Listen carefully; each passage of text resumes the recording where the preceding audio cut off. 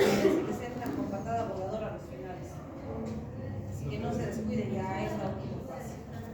Tenemos 1, 2, 3 semanitas de clase. Tanto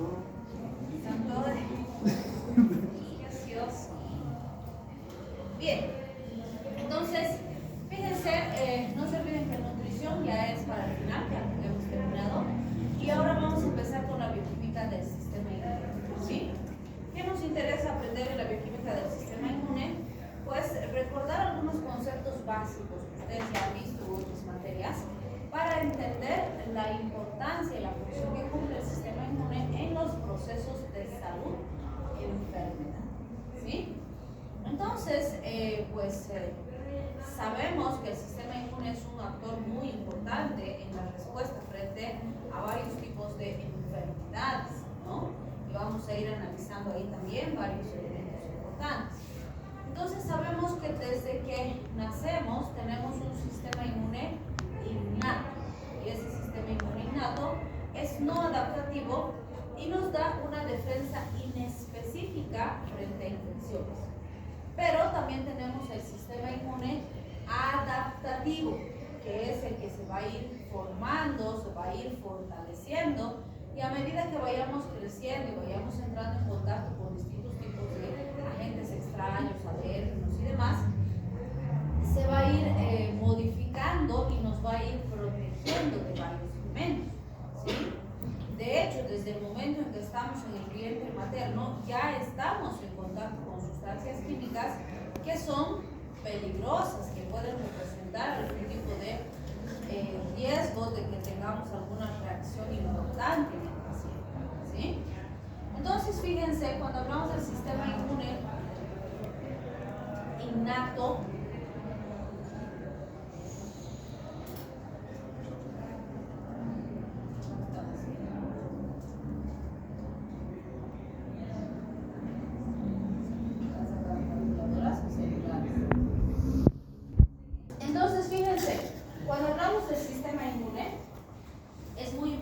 considerar que pues tenemos dos tipos de respuestas importantes, ¿no? La respuesta mediada por inmunoglobulinas y la respuesta mediada por células, y a eso le llamamos respuesta inmune humoral y respuesta inmune celular, ¿sí? Con la diferencia entre esa, la que acabamos de decir, una es mediada por anticuerpos y la otra por células. Y las dos son sumamente importantes, y cada una de estas está relacionada a varias enfermedades importantes también, ¿sí? También es importante considerar que, fíjense, cuando hablamos, por ejemplo, de los linfocitos B, estos se han denominado así porque la primera vez que han sido descritos se los ha observado en las bolsas de Fabricio, de ahí viene su designación. ¿Y nosotros tenemos bolsas de Fabricio? No, eso es el pájaro. El pájaro.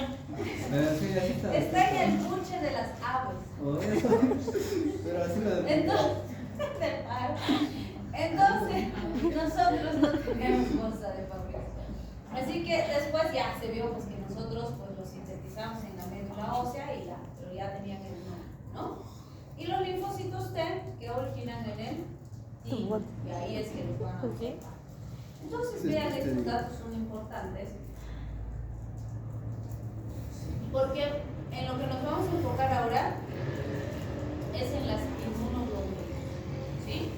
¿Qué enfermedades conocen relacionadas al sistema inmune?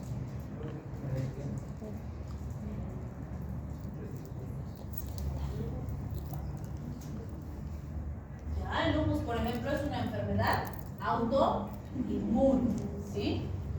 Y esto es muy importante porque normalmente cuando hablamos del sistema inmune decimos nos protege, ¿sí? Está ahí para mantenernos a salvo, protegernos de virus, bacterias, parásitos, otras enfermedades y demás.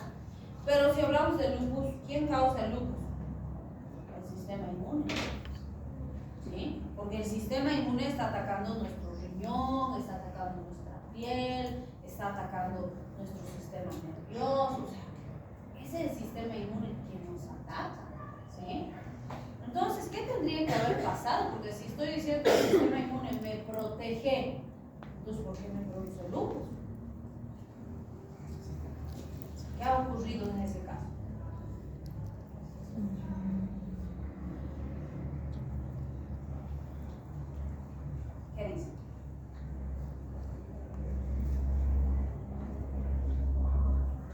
ha ocurrido que el sistema inmunitario, o sea, lo que está dentro de uno para ellos es desconocido y comienza a atacarlo.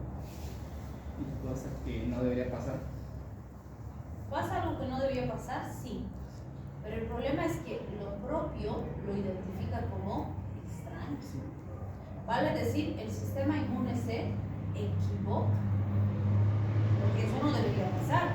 Porque desde que estamos en el vientre de la madre, el sistema inmune se encarga de agarrar y reconocer y decir, esta es mi piel, esto es mi riñón, esto es mi hígado, esto es mi corazón, esta es mi célula. No, esta no es, ¿sí? Y hace un reconocimiento de absolutamente cualquier sustancia química con la que estamos en contacto, ¿sí? Y eso implica desde nuestra propia estructura hasta todos los potenciales alérgenos con los que estamos en contacto. ¿Qué alérgenos conocen? A ver, empezaremos aquí. ¿Qué alérgenos conocen? Dame un ejemplo.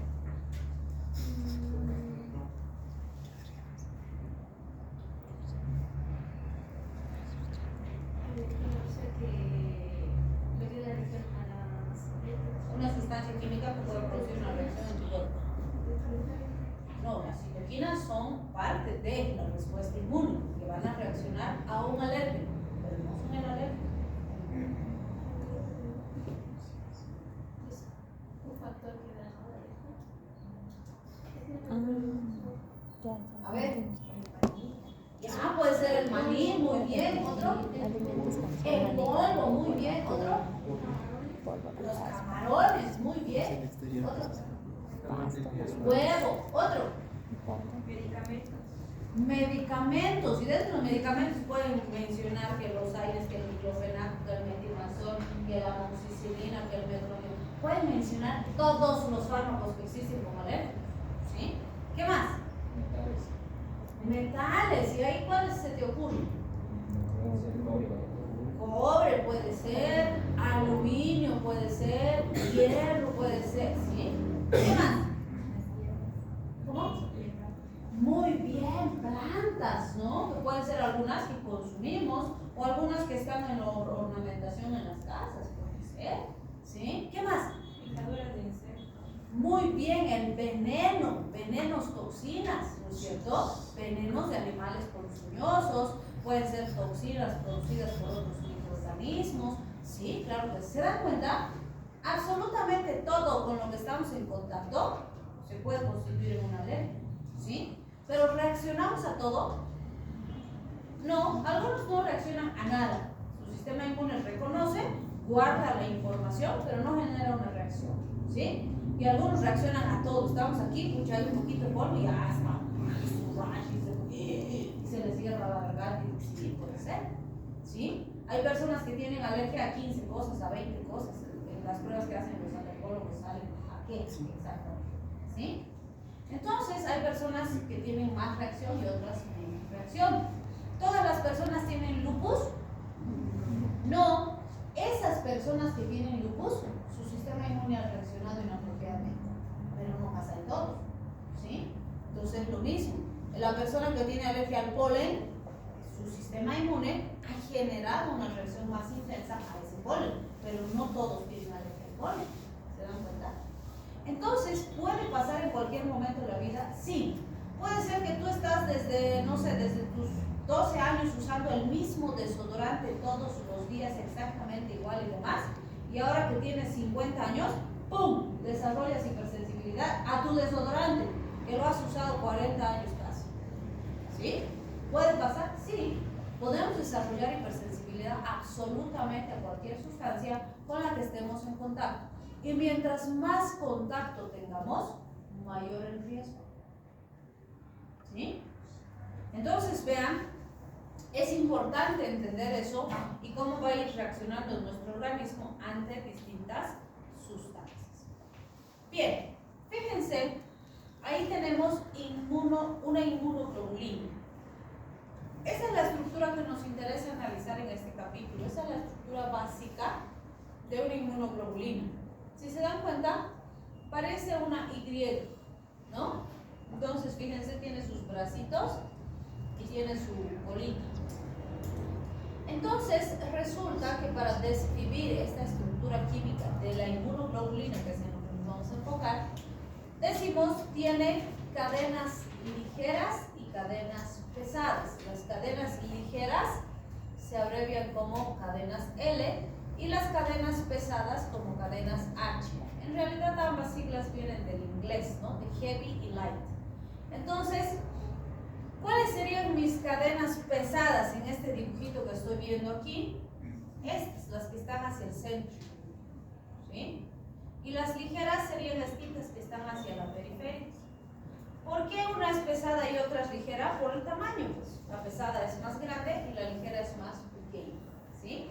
Y si se dan cuenta, la pesada, fíjense, tiene 4 eslabones en esta inmunoglobulina. Hay otras que son más largas, pueden tener 5. Y esta es chiquitita, tiene 2 eslabones nada más, la cadena ligera. Y por eso me dice, las cadenitas ligeras pesan alrededor de 23 kilodaltons. Chiquititas. Y las pesadas entre 53 y 75 kilodaltons. O sea, son más grandes. Fíjense algo bien interesante. ¿Qué está uniendo la estructura de estas moléculas? ¿Cómo están unidas? ¿O están todas desparramadas?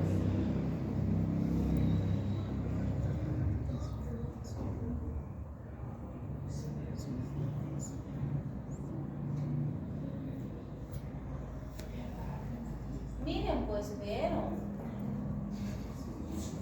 ¿Qué ha pasado? Están modo parásitos, no ven nada tampoco.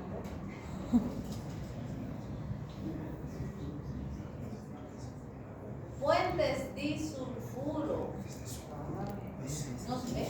Ahí, fíjense, ese más ese. Ese con ese. Este es un puente disulfuro, este es otro, este es otro, este es otro, este es otro. Puro puentes disulfuro. ¿Sí? ¿A qué estructuras moleculares unen los puentes disulfuro?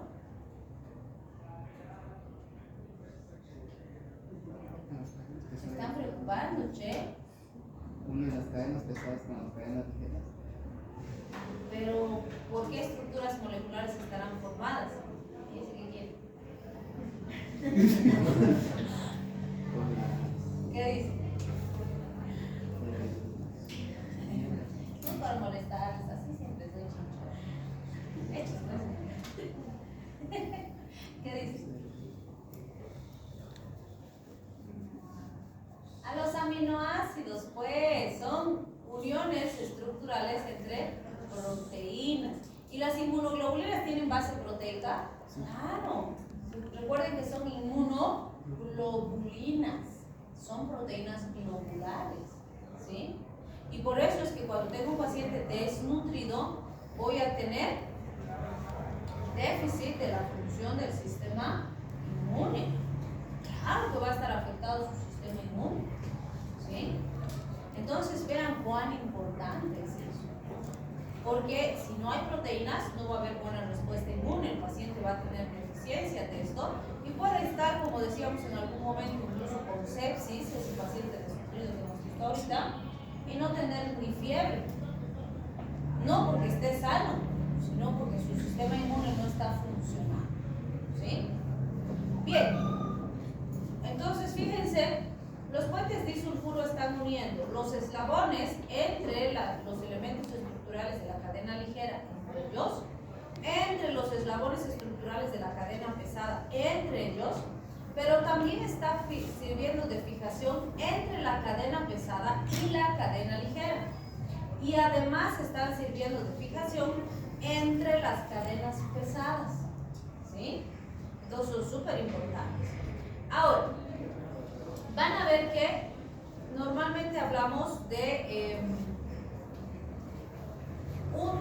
una región constante y una región variable.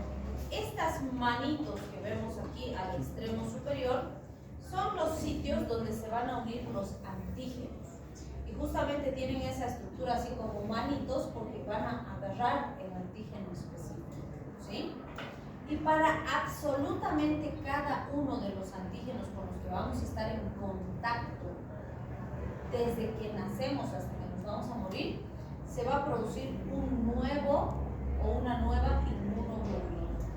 ¿Sí? Cada antígeno con el que estamos en contacto tiene su propia inmunoglobulina. Y es por eso que estas regiones variables, como les vamos a llamar, son sumamente importantes. Entonces, fíjense qué nos dice. Cuando hablamos de esta inmunoglobulina, en un lado existe un grupo amino terminal, que está hacia donde están las manitos, ¿sí? Y al otro lado tenemos un grupo carboxilo terminal. Ese grupo carboxilo terminal es el sitio, vamos a decir, donde vamos a usar como referencia para explicar algunos lugares estructurales de esa inmunoglobulina. Fíjense, me dice, si analizo primero mi cadena ligera, que es esta cadenita de acá, la cortita de 2 eslabones que hemos dicho a cada lado, me dice, la mitad de la cadena ligera que está hacia el grupo carboxilo terminal, o sea, esta de aquí abajo, que está más cerca del carboxilo, es la región constante, ¿sí? En cambio, esta otra parte que está hacia el grupo amino terminal es la región variable. Por eso se le dice región CL, que sería constante de la cadena ligera, y la región BL, que sería variable de la cadena ligera, ¿sí?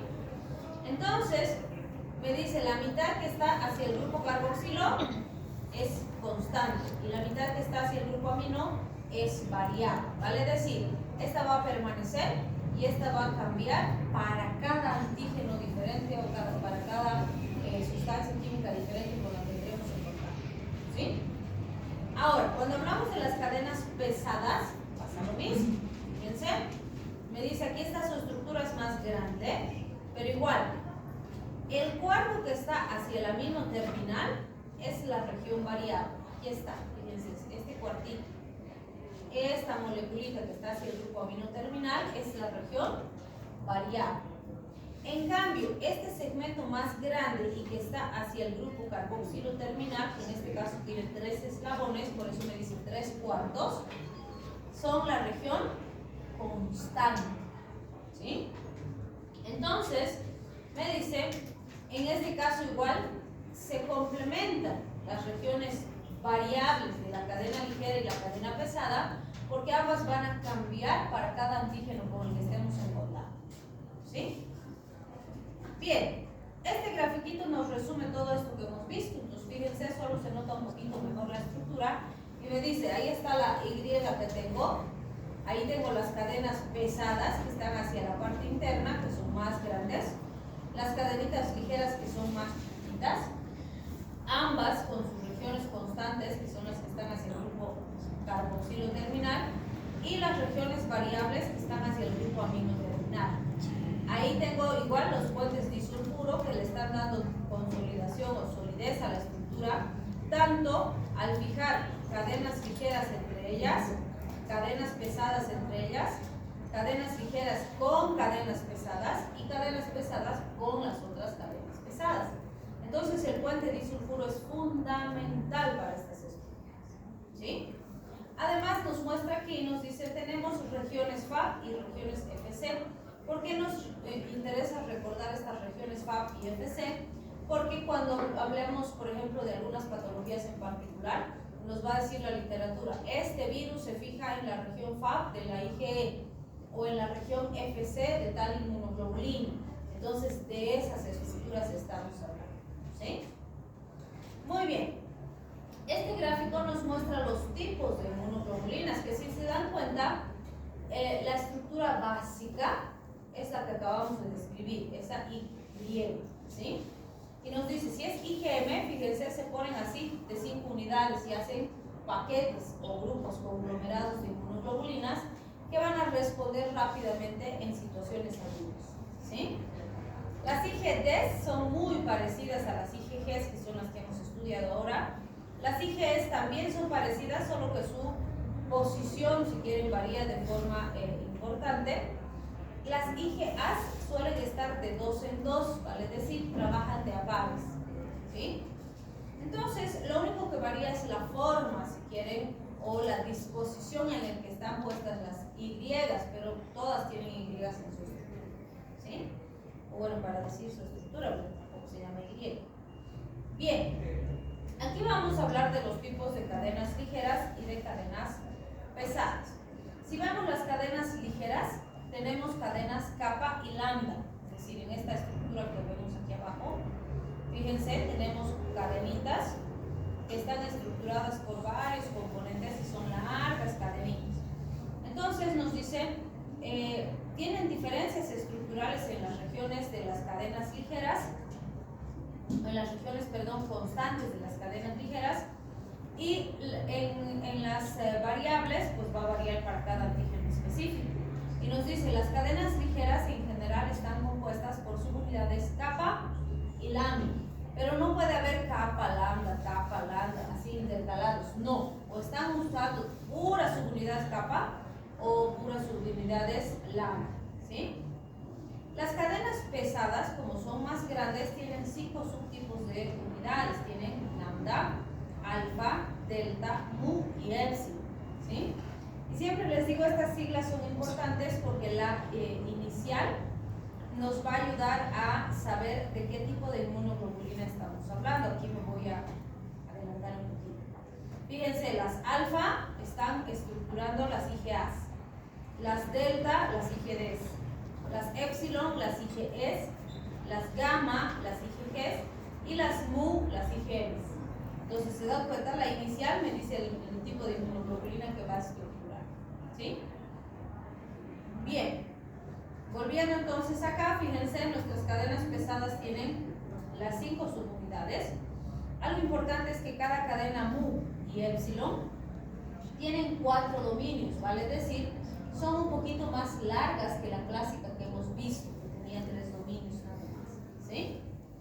Ahora, el tipo de cadena H o pesada determina el tipo de inmunoglobulina y su función específica, vale decir, dependiendo si es IgA, IgM, IgG, cada una cumple una función diferente, ¿sí? Entonces, esa estructura diferente denota una función diferente, ¿sí?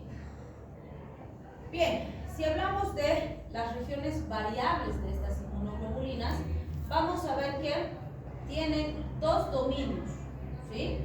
La región variable de la cadena pesada y la región variable de la cadena ligera suelen ser heterogéneos, vale decir, ahorita estamos hablando de esta zona de aquí, estos eslaboncitos, los últimos y los que hemos dicho que van a cambiar para cada antígeno específico, ¿sí?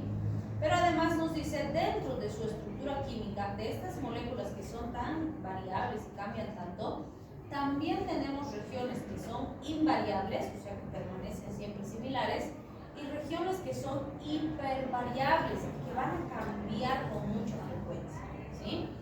Y nos dice, las cadenas ligeras, por ejemplo, en este eslabón, tienen 13 regiones hipervariables, y las cadenas pesadas hasta 4 regiones hipervariables. Algo importante es que como este es el sitio de unión con el antígeno específico, ya dijimos que se van a recambiar absolutamente para cualquier antígeno, ¿sí? Y a esas regiones con tanta variabilidad se les conoce como las CDRs, que serían las regiones determinantes de la complementariedad. Esas regiones van a determinar a qué antígeno se une esta inmunoglobulina o no se une. Y les decía, ¿no? Vamos a tener inmunoglobulinas para cada uno de los antígenos diferentes que podamos conocer. Pero además, incluso si yo tuviera, por ejemplo, una infección por hepatitis, mi organismo va a formar inmunoglobulinas M contra esa hepatitis, también inmunoglobulinas G contra esa misma hepatitis, inmunoglobulinas A contra esa misma hepatitis. Entonces, fíjense, voy a tener una amplia gama de moléculas que se van a formar para poder atacar, si quieren, a ese, en este caso, a ese virus. Entonces, estas regiones determinantes de la complementariedad también van a variar bastante dependiendo de la inmunoglobulina que sea. Le van a proporcionar a la inmunoglobulina esa gran diversidad combinacional que tiene y que le permite actuar con varios microorganismos o antígenos específicos, pero no se olviden que para cada uno se va a generar una inmunoglobulina diferente, ¿sí? La interacción de los antígenos con los anticuerpos requiere fuerzas y enlaces no covalentes para que puedan marcar, señalizar al microorganismo, al agente peligroso, pero que cuando ya no necesitan marcarlo lo pueden liberar con facilidad. ¿Sí? Bien, si hablamos de las características de estas moléculas, vamos a ver que cada una, por sus diferencias estructurales, cumple también una función diferente. Eso lo vamos a ver